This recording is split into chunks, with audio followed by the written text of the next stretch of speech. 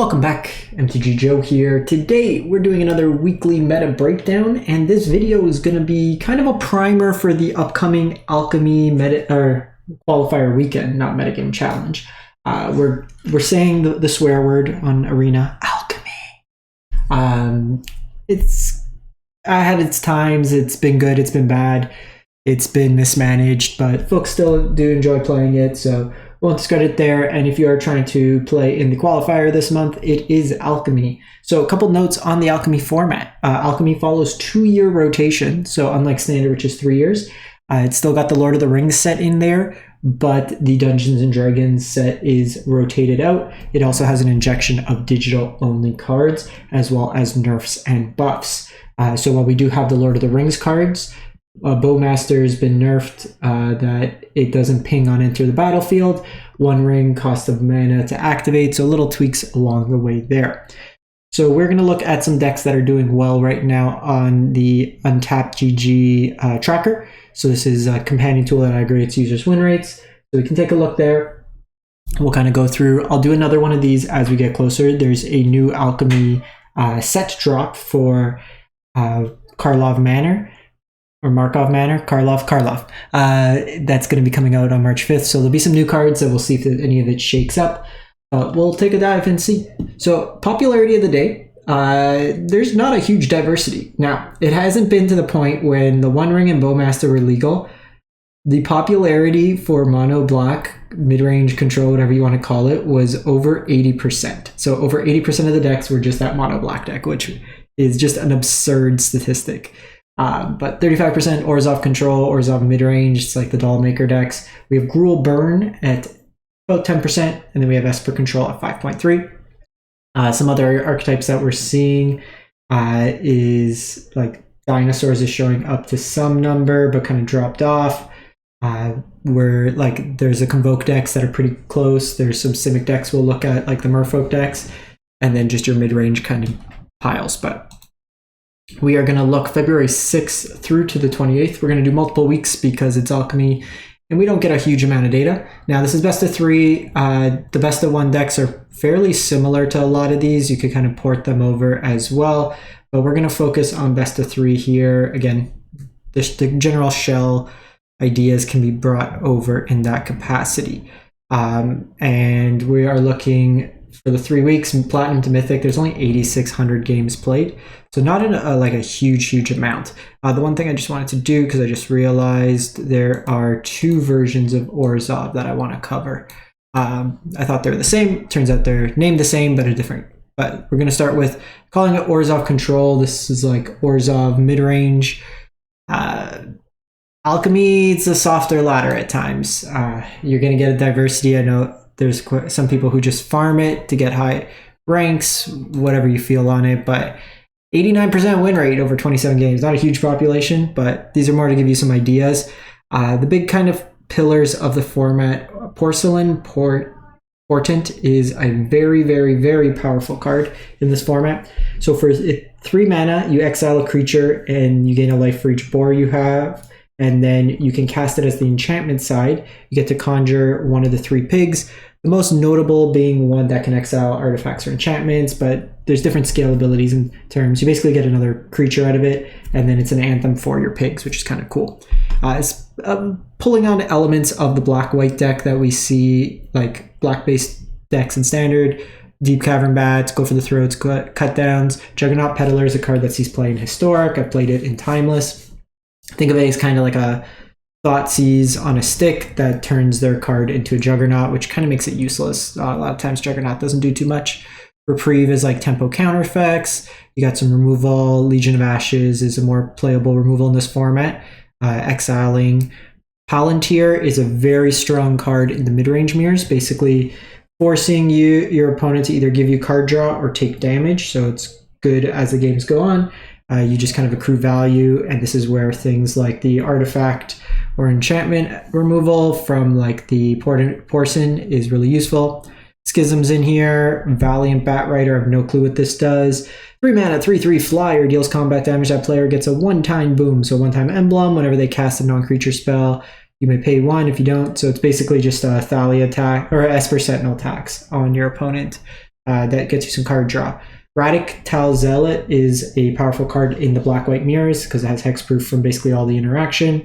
And then whenever a knight you control attacks, you get to draft a knight from its book. So it's kind of, think of it as like you get to draw a knight of value. Geoldrids, the new Kaya's in here.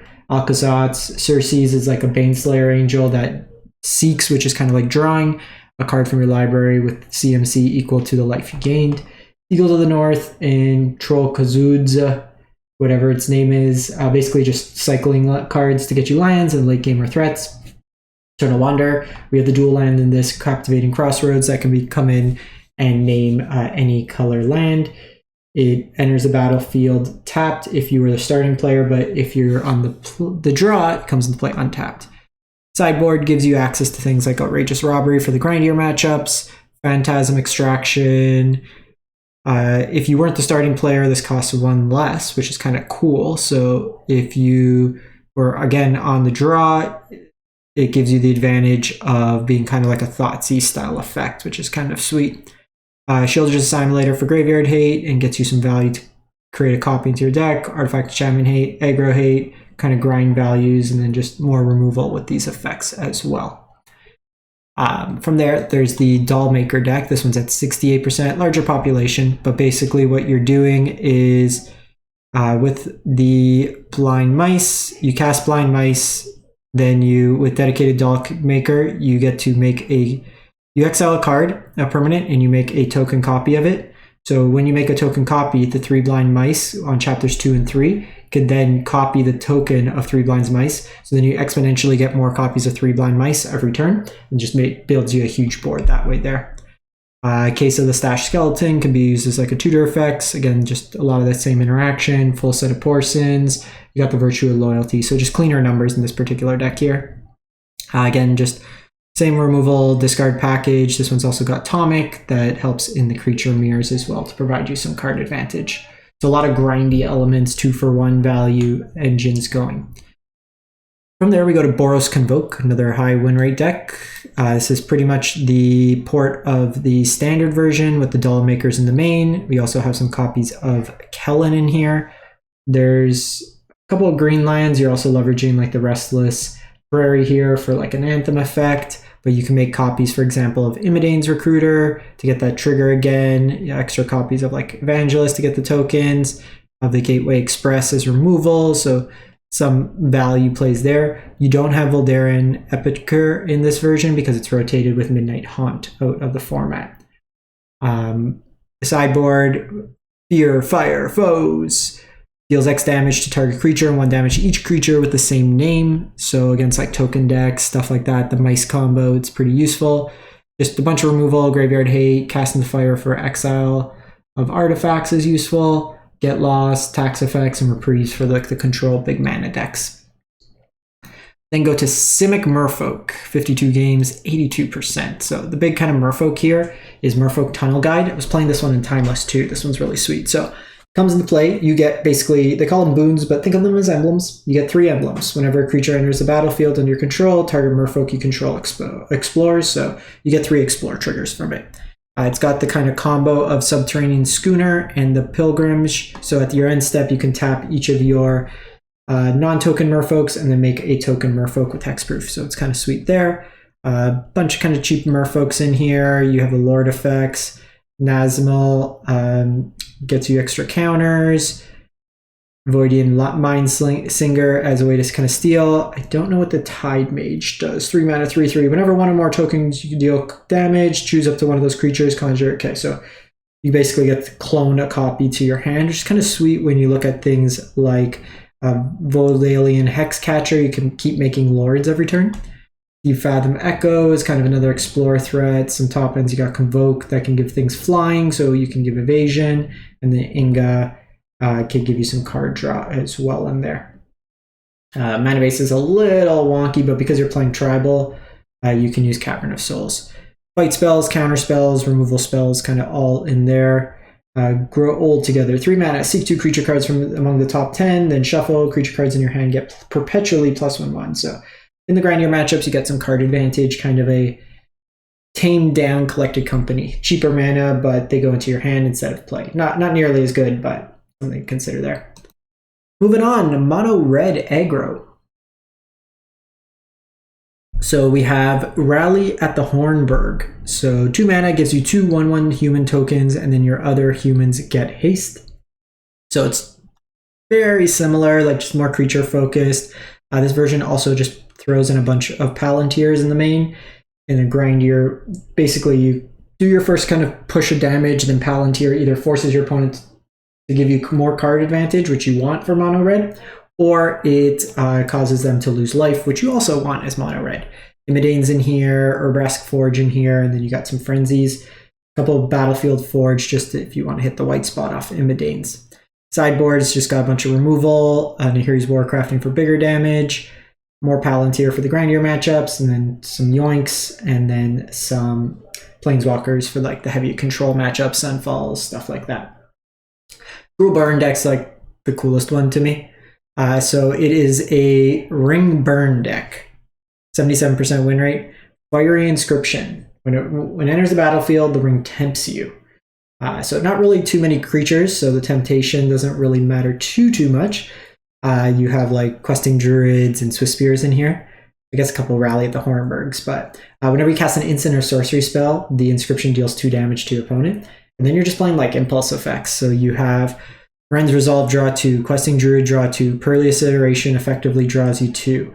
You have a bunch of burn in the deck. So you have like basically 12 shocks plus a lightning strike. So it's just you throwing out burn. You got good mana in here. You got a bunch of untapped duels. It's just a really sweet deck. Artifact Enchantment Hate, removal of options, more creatures, I guess, if you want to go over like tokens or just in like mirrors. Kind of go that way there, more sustained damage. The Spiteful Banditry is kind of like a Meat Hook Massacre, but instead of losing life, you get treasure tokens. Jarsoul's really good in the grindier matchups where you buy all your spells, and then some Yoink effects. Moving on, we go to Jund Midrange. So this one's 77%. So Crucius, kind of nerfed, but still very strong. So you got your Jarsoul package, bunch powerful 3-drops here. Assassin's Trophy, Mosswood Dread Knight, Questing Druid kind of all in here. Delighted Halfling to ramp you. You got your Try to Find a Thoughtseize at Home package.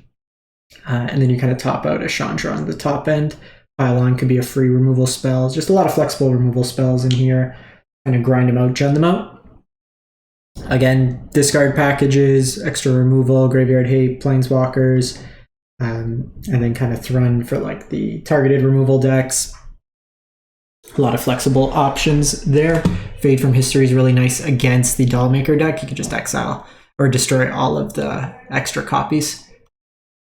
And then lastly, Esper Control, the Gandalfs, for real Gandalfs, because Gandalf's legal in this format, but not played in this deck.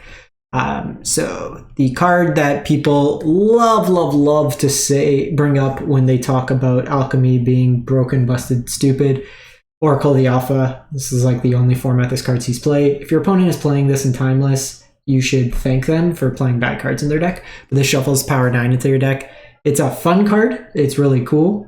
But it's like 7 of the 10 cards don't do anything. They're just like mana ramps that you don't want to draw late in the game. But the kind of core of this deck is it's a Rusko deck. Rusko is very powerful. Whenever you cast a non-creature spell, you drain life. Once you get, and you put a counter on your Midnight Clock that you get to create. And then once your clock goes off, you draw cards, which then effectively chains you into more Ruskos, and you kind of go from there. You got One Ring, Shieldrids, Sweepers, Sorin's Ransom, very powerful kind of Fact or Fiction style effect. And then just a whole bunch of removal. We see Lonely End in here, which is a cool play draw consideration of a removal spell that has some upside there as well.